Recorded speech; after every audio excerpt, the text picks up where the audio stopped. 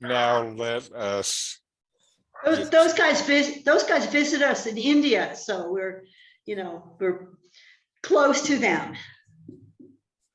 Yeah, it was a wonderful visit and opportunity to do the go around Arunachala and the inner path. Yeah, the best. Wonderful. Okay, let us get started for today. Barley, how was your meditation? It was pretty good. I still am trying to use that when I wake up in the middle of the night and I'm thinking or dreaming. I don't know what it is, but that helps. And then I still use that TV site called Calm.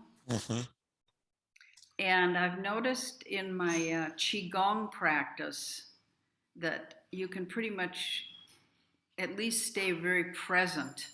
Right. So it's sort of a meditation. Well, if in the Qigong, as long as you are paying attention to body experiences now, then it still is basically meditation. It's the same kind of process. And again, following these body experiences shuts off your mind's default network, and that quiets the monkey mind. Yes, I thank you. I like that because I like a little bit of movement in my life. I do a lot of sitting. Yes. How about you, Doug? I've had a pretty good week of meditation. I've been going to the silence in an empty space, and I've been able to get there. Oh, wonderful. And so it's been a good week. Good. You know, it shows how crazy we are that what we're trying to do is to get where we have this silence. That doesn't sound like what I was raised to do. Okay, how about you, Richard? Oh, going well. Just noticing thoughts coming and not following them, and staying in a quieter place, and very good. Been good. Now, how long with you, Richard, has meditation been a part of your daily life? Since 1996. Okay. I thought it had been a while, and 26 years or something constitutes a while. That does, yep. Fortunate. Very good. How about you, Carol?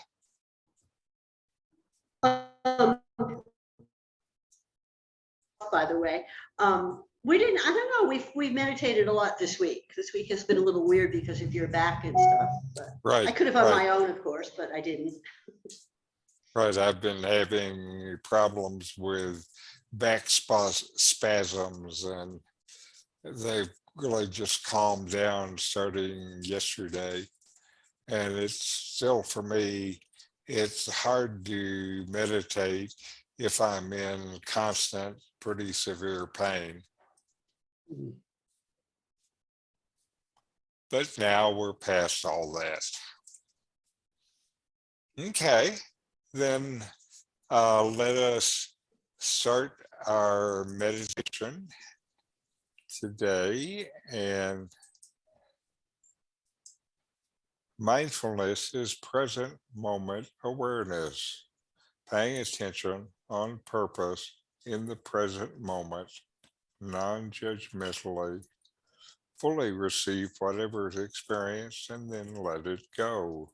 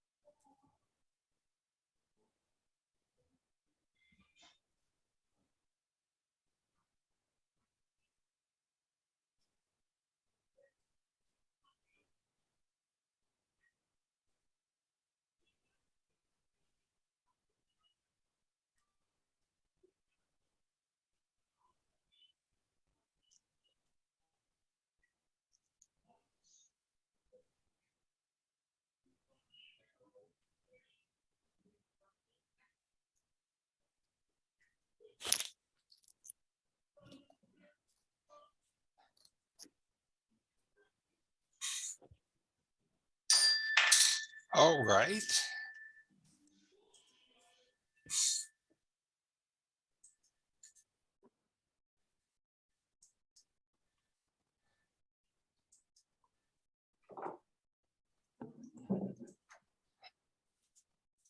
Today, we're going to talk about what the Hindus call discrimination and the Buddhists call right view.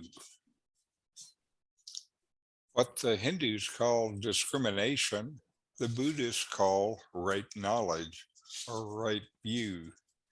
This is the base of meditation practice for both groups. The base is what everything else in practice is built on.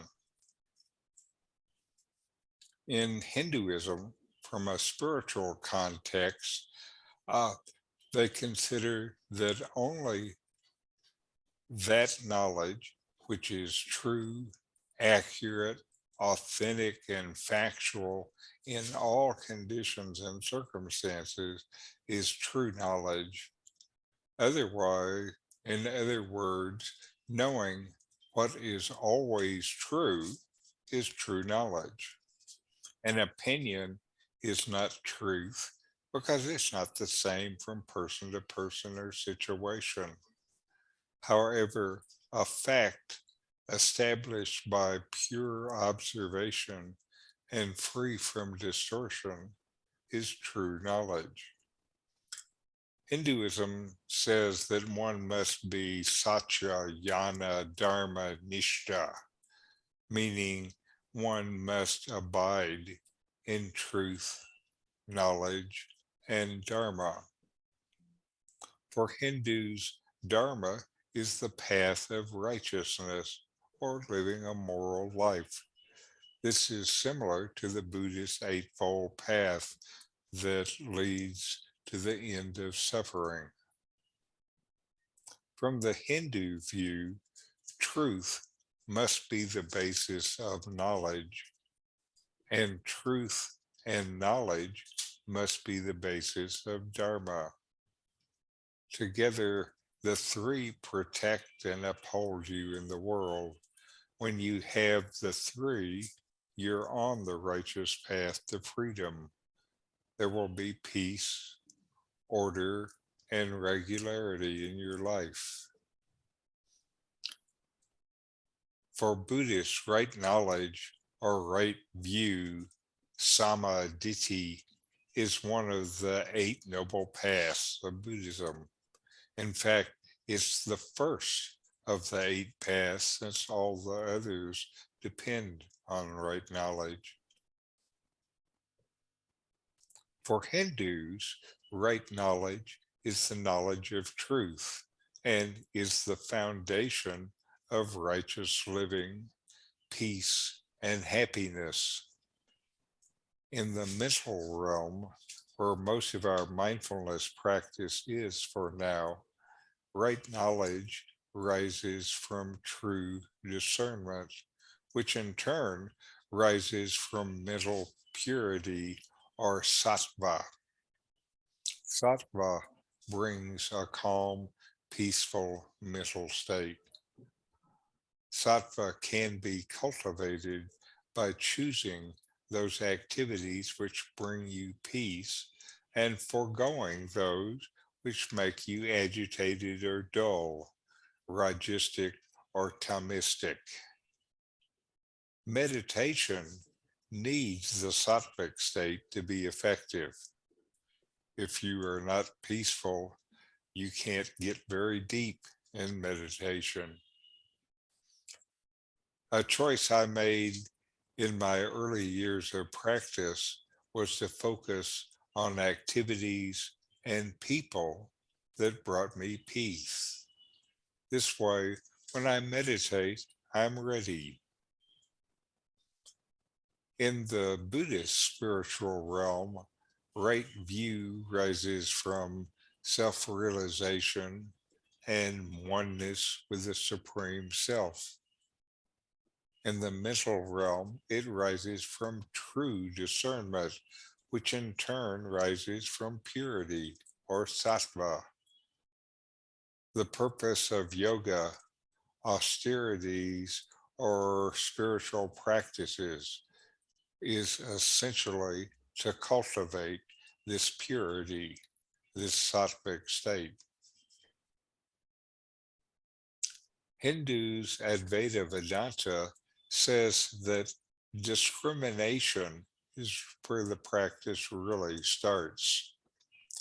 Discrimination in this context is separating what comes and goes from what is always, and then dismissing what comes and goes in favor of what is always.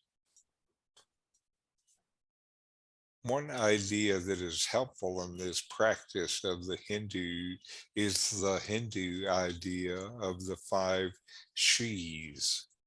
These she's are layers of misidentification that we hold on to that keep our practice and experience from going deeper.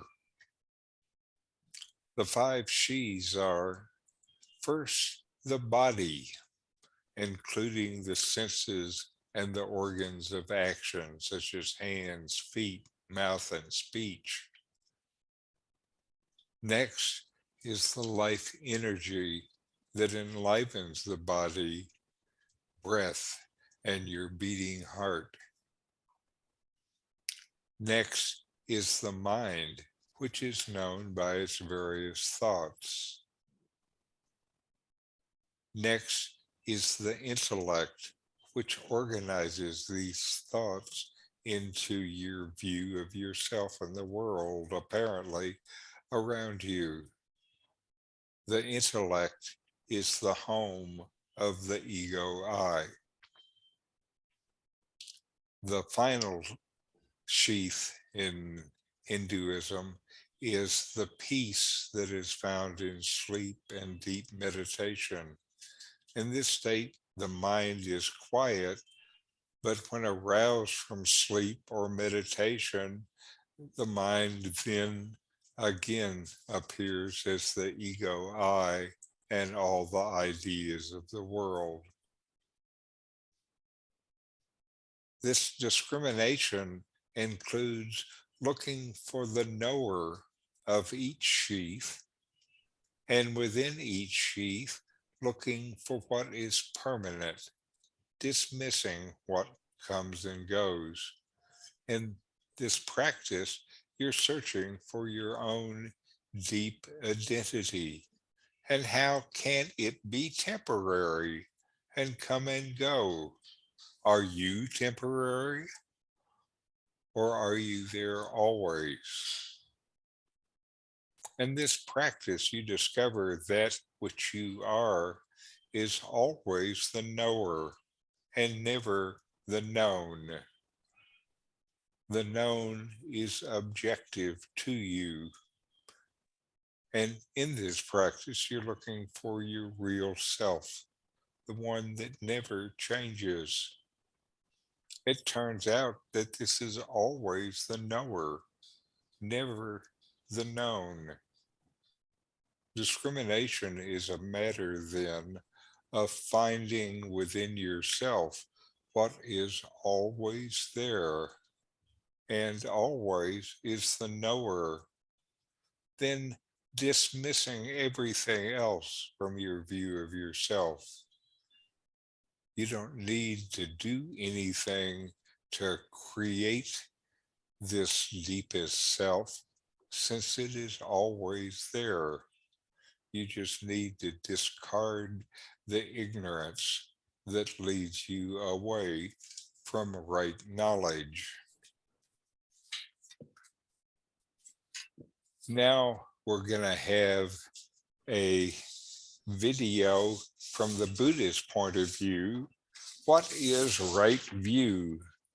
By Doug's Dharma.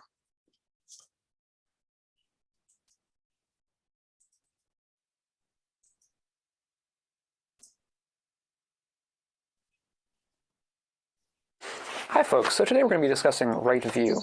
What is it?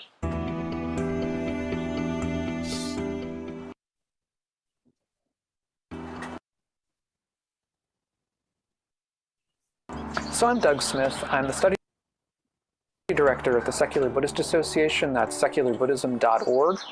And if you're new to the channel and you're interested in helping to foster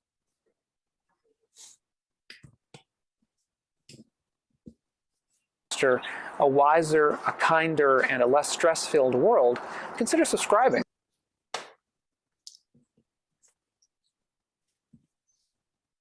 So today we're going to discuss right view, which is the first of the Eightfold Path, the first step along that path. And there are, I would say, three major aspects to right view in early Buddhism that are, I think, useful to us.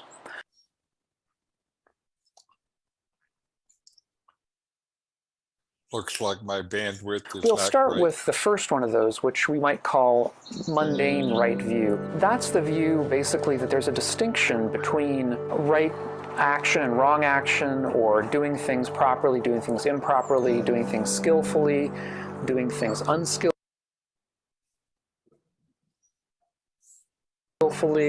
or we might say doing things ethically or unethically. Without this basic, we might call it a foundation to our mind, we're not going to even enter on the path, because we're not going to see that there is a distinction between a right and a wrong action. Or we're going to think that that distinction somehow doesn't matter to us. And some people do think that way. They sort of think that, oh yeah, there's right and wrong, but it doesn't matter to me, or else there isn't really any right and wrong, we just make it all up. And on the Buddha's view, the morality of our action, the ethics of our action, depended upon the quality of the mind with which we made the act. So if the quality of the mind was one of loving kindness, of metta, of compassion, sympathetic joy, equanimity, then the act was ethical. And if it was an act that came from greed, from hatred, from delusion, then to that extent it would not be an ethical action. So the views matter to the ethics of our actions. The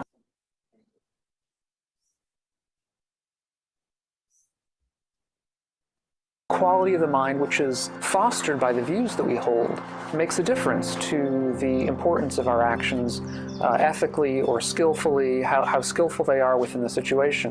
And now traditionally this mundane right view also involved the acceptance of rebirth. That is to say, if you read the early texts, part of what he considers right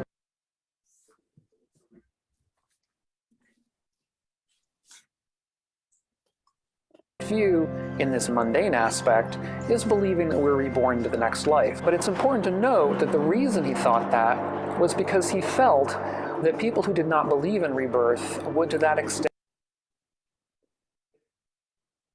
not be interested in acting ethically. In other words, if they thought that they were never not going to be reborn, if they thought that this was their only life, that they might consider that it didn't matter how they acted. If they acted badly, it didn't matter. They weren't going to be reborn in a bad state. If they acted well, they weren't going to be reborn in a positive state. And so therefore it wouldn't matter to them how they acted. And I think that's something we can push back on and say that those of us who may not have a belief in rebirth, nevertheless have a very real interest in acting skillfully and ethically. So that's mundane right view. Now there's a second aspect which has two parts to it, which we might call superior right view. And this is, in its first aspect, an understanding of the Four Noble Truths. Four Noble Truths, just to say very quickly, the first noble truth is that life is unsatisfactory to some degree. It does not provide us permanent satisfaction. The second noble truth is that the reason that life is unsatisfactory is that we're grasping at things.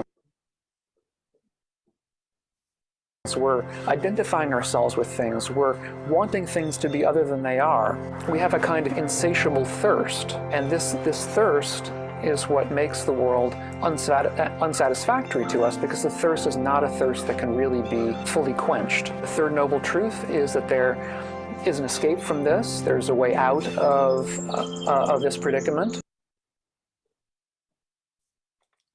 And the fourth noble truth is the Eightfold Path itself. That is to say, this is the path that will lead us to that end. So superior right view is, we might say, a conceptual understanding of this, of these Four Noble Truths. Now, it's probably important to note that for the Buddha, lay people, at least within his lifetime, within the lifetime probably of many of his followers, and for indeed a long, long time after that, for lay people, really the important part was mundane right view. And so if the Buddha was teaching to lay people in general, he was teaching about conventional ethical issues. He was interested in getting them to understand mundane right view. This superior right view, even this conceptual understanding of the Four Noble Truths, was something that he really would not have expected lay people to know or understand. It was sort of outside of their realm of interest. Instead, it would have been something that would have been of interest to monastics in particular. People who, you might say, were professional people along the path. That was their full-time job, if you like. Now, the second aspect of this superior right view, which is the third of these three that I said, three parts of the understanding of right view, is an understanding of the Four Noble Truths that is said to penetrate the truths. And this is an understanding that is, you might say, super conceptual. It's not simply conceptual. We might even say it's not at all conceptual. It's an understanding of the truths that goes beyond training in them. So for example, if we're learning a sport like baseball, we may begin to learn the sport conceptually. We'll be told conceptually, okay, you're supposed to stand like this, you're supposed to hold the bat like this, you're supposed to keep your eye on the ball, you're supposed to swing like this. But I think we all understand that somebody who is a real expert at playing whatever sport it is can't continue that way. They can't continue in a conceptual vein because they won't get anywhere. The practice in the sport has to be internalized. We might say it has to be penetrated to the extent that their behavior is spontaneous and unself-conscious. So in the same way, this understanding of the Four Noble Truths that penetrates them is spontaneous, is unself-conscious. It's simply an awareness of the Four Noble Truths by living them. Now, there's a very, very important book, I think, out by Paul Fuller, who's an eminent scholar of early Buddhism and of actually recent Buddhism as well, called The Notion of Ditthi in Theravada Buddhism.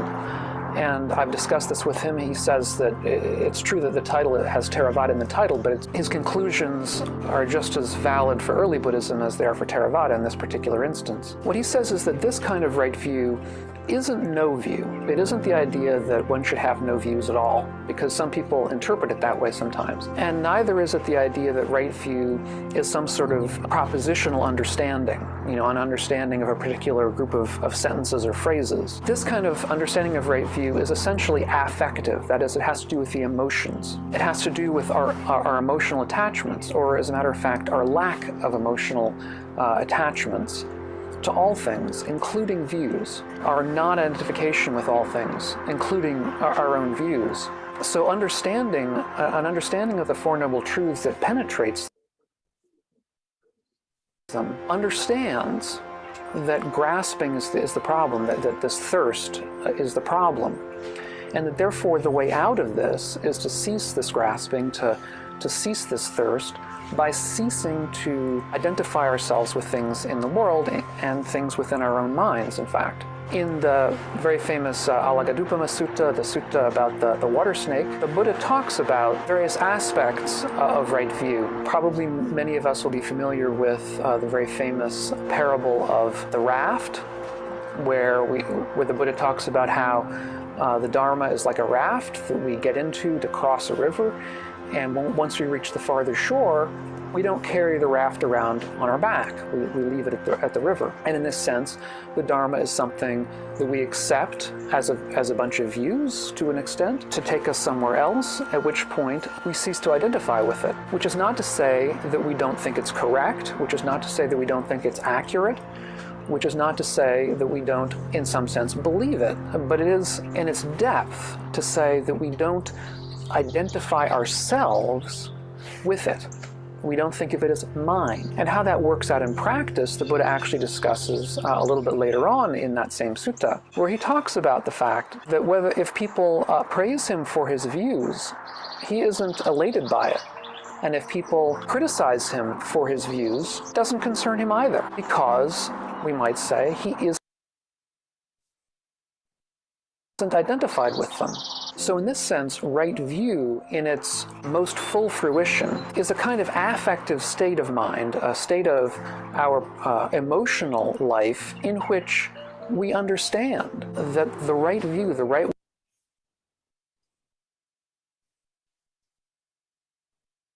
way to approach the world cognitively is through a global state of non-clinging and non-identification. And that is a right view that penetrates the noble truths. And that is also a right view that, in a sense, is non-cognitive. And I think that we can understand that this kind of approach to right view, this fruition of right view, this penetrating of the noble truths, would get us to a place of greater wisdom. It would get us to a place of more kindness, because we would be less invested in our own views. And of course, it would get us to a place of less stress, because we would be less invested again in whether other people agreed with us or disagreed with us. We would be less concerned with the way the world approached us in respect of our views. So these are the three aspects of right view. Mundane right view, which was mostly taught to lay people. It was ethics. That involved an ethical belief in the right way and the wrong way of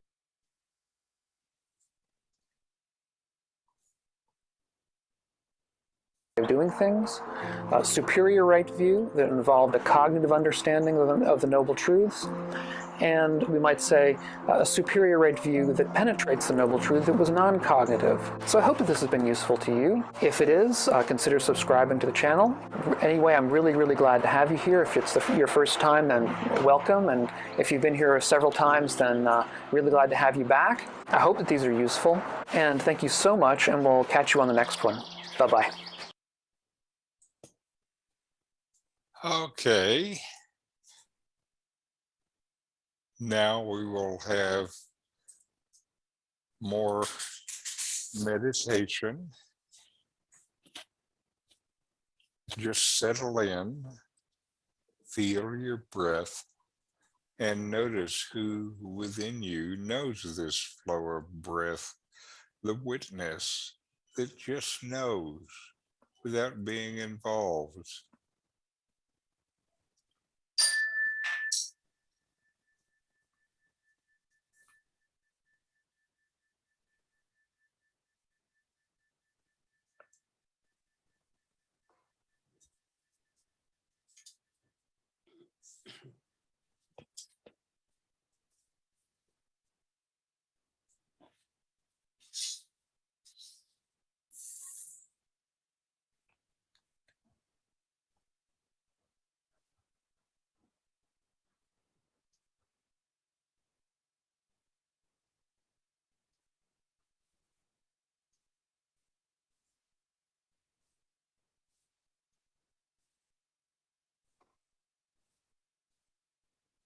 And in your meditation, try to discriminate what within you comes and goes, what is temporary, and what within you is there always.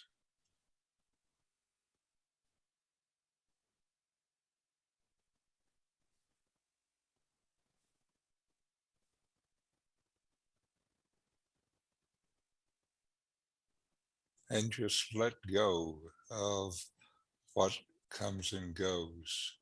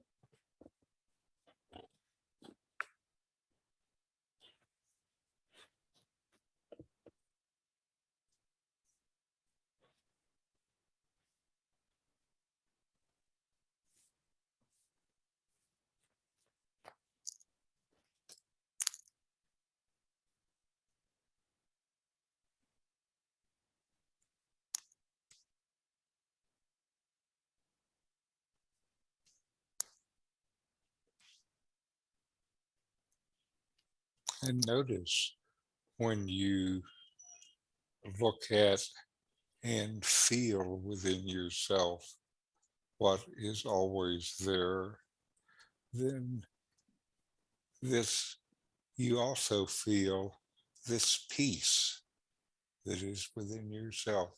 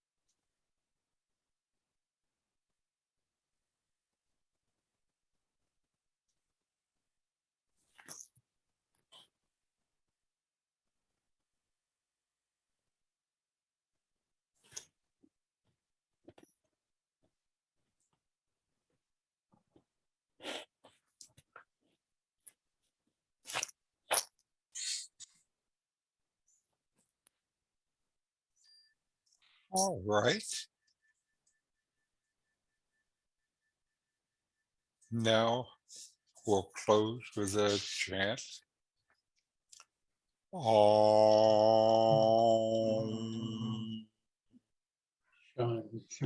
Shanti, Shanti, Shanti. Om. Peace, peace, peace.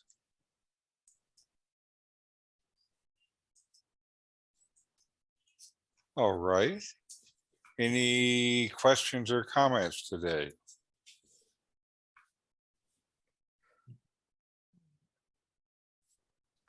That was interesting. Interesting exercise. Uh-huh. Because if I look, what's always been there within myself, there's always been a wildness in me. Uh-huh. And that always, it used to lead me to act on every whim without considering the circumstances or the different possible results that could come of those actions. Uh-huh. So, and the peace is something that I've been trying to cultivate now. I'm too old to be wild anymore. So, Nah. and besides, a lot of the consequences were not so great. But the peace now that I'm cultivating, I think is a very good thing. Yes, I think the peace that you're cultivating is what they were talking about as this sattvic state. Mm. And the wildness that you're talking about is another one of these states, the rajistic state, where then you're all filled with energy where you have to act. Right, yeah. And I would still suggest, Doug, that you can look even deeper at this and see that what is always there is this knowing consciousness that knows either whether it's wild or peaceful. Mm-hmm.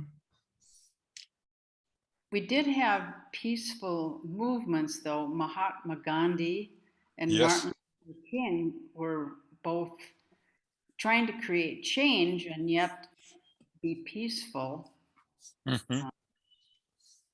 And that was really, really troubling or difficult thing for Gandhi to be both in action and in peace. Mm-hmm. Now, there was a time, the teacher we follow most closely is Ramana Maharshi in India, and he was alive at the same time that Gandhi was. And Gandhi used to send people to Ramana when they needed to kind of peace out. And so they would go to Ramana for a while. Gandhi never went to Ramanashram. He once got as close as the front gate, and his attendants wouldn't let him out of the car.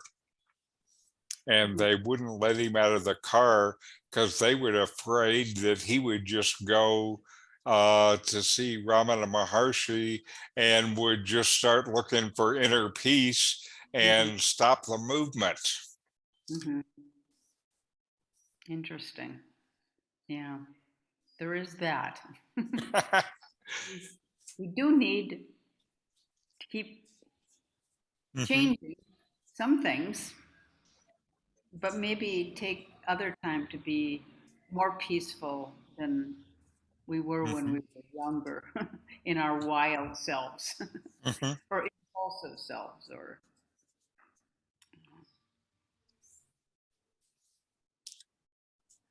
anyway, I just wanted to talk about this today because talking about this really delves more deeply into ourselves and how our minds are wired than we usually talk. I was just looking for what's called the 5 stanzas on Nirvana Yes. by Vivekananda. Uh-huh. And that's all about discrimination on neither the body, the mind.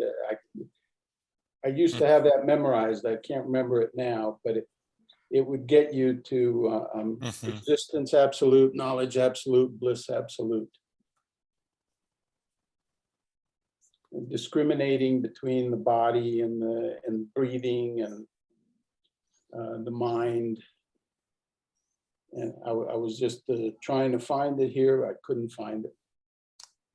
Yes, and the heart of this discrimination, you know, looking at these layers that we identify with and think this is us. As I said, there are 2 main methods of this discrimination. The first is looking to see if it is temporary or if it is always there. And if as you start to do this, after a while, you start to really know whoever I am, I'm there all the time. You know, and when I'm sick, I know my sickness perfectly. And when I'm having back spasms, I know the back spasms perfectly. So that's one part of it. The other part of it is it something that is permanent or does it come and go? And again, when you start to look this way, you start to discover there's something in me that is always there. And really, there's something in me that is always there, always knows. You know, without the knowledge, then nothing would have any impact on you. So anyway, I was just trying to throw you guys in the deep end of the pool for a little bit. You're getting all wet. That's right. That's right. That's the only way you learn how to swim. That's right. That's right. And finally, you end up learning that the body is wet, but you're not. Yeah. Okay. Any good way? Good to see you again. Namaste. And we'll see you next week. Wonderful. Thank you, Richard. All right.